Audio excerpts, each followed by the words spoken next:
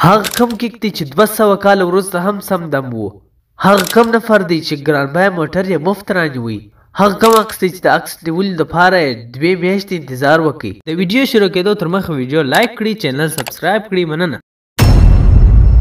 د ای آی دغه سیستم چې وویني حیران بسي. دا کومه صحنه چې تاسو وینئ دا د بالیوډ فلم نه دی، بلکې دا د ای آی چینل دی چې دلته د ای آی او ای آر ویډیو په ژوندۍ بڼه تاسو ته درښکاره کوي او د ای آی په ذریعه انسانان او هر رقم ویډیو جوړیږي چې دا په اوس وخت کې یو غټه فتنه هم ده او په زیاته بیا مسلمانانو ته پکار ده چې د اسلام په اړه د درواغ ویډیو او نور د هر رقم ویډیو پر جوړول باندې ژر باور مه کوئ.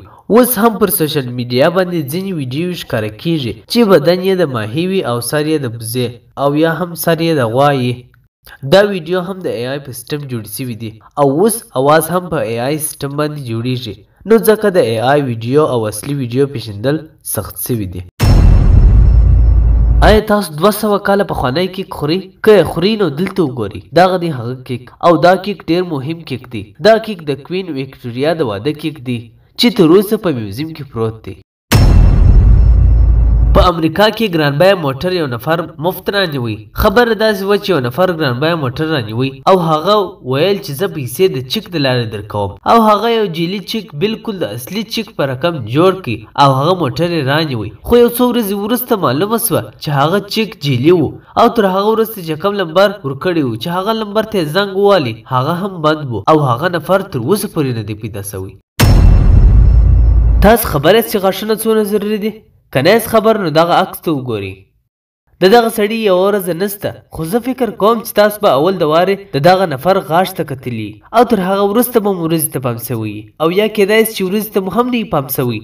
نو ځکه خندا یو داسې شی ده چې انسان اول نظر د هغه پر خوله مښلي، نو همیشه خندا کوئ. زه یو داسې کیسه درته کوم چې په ژوند کې تاسو ته یو وخت په کار راتلی سي. یو نفر د وظیفې دپاره انټرویو ته تللی و، نو هلته 2 نفره نور هم وه. هغه مشر یې نورې پوښتنې ځینې وکړې، خو یوه اخري پوښتنه یې دا ځینې وکړه چې پر ټیبل یو ګیلاس پروت دی، ته دا ګیلاس بې له لاس وړلو پورته کړه. نو هغه نفر ورته وویل چې زه دلته د اوبو ګیلاس نه وینم. هغه مشر یې بیا ورته وویل چې ګیلاس ستا مخته دی. هغه نفر بیا ورته وویل چې دلته خو هیڅ ګیلاس نسته. هغه مشر یې لږ په درد کې ورته وویل چې موږ درې خو دا ګیلاس وینو، ته یې څنګه نه وینې؟ ده بیا ورته وویل چې ګیلاس نسته پر ټیبل او وروسته یې هغه مشر ګیلاس راپورته کړي، وایي دغه دی ګیلاس. نو هغه نورو 2 وخندل او هغه نفر هم وویل چې صاحبه دا دی ما ګیلاس بې له لاس وړلو راپورته کړي.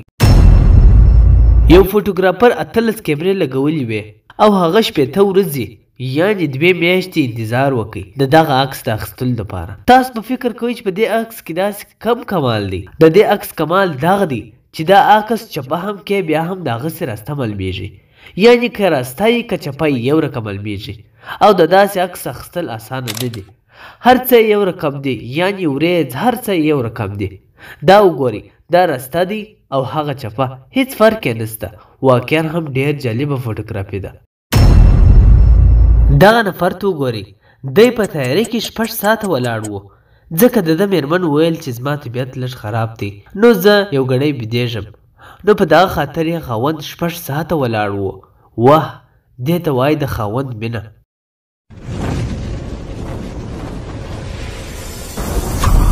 I Am Fact TV.